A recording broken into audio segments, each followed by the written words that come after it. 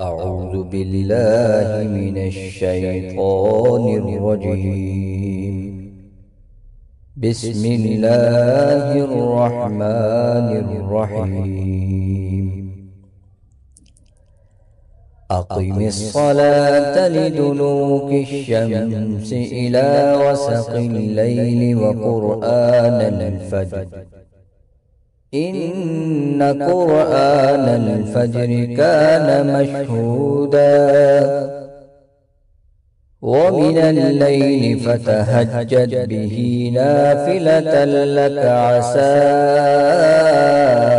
أن يبعثك ربك مقاما محمودا وقل رب أدخلني مدخل صدق وأخرجني مخرج صدق واجعل لي من لدنك سلطانا نصيرا وقل جاء الحق وزهق الباطل إن الباطل كان زهوقا وننزل من القرآن ما هو شفاء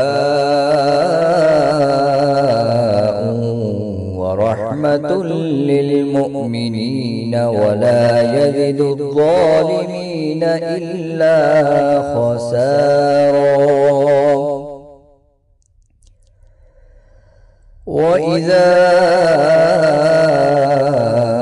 أنعمنا على الإنسان أعرض ونأى بجانبه وإذا مسه الشر كان يئوسا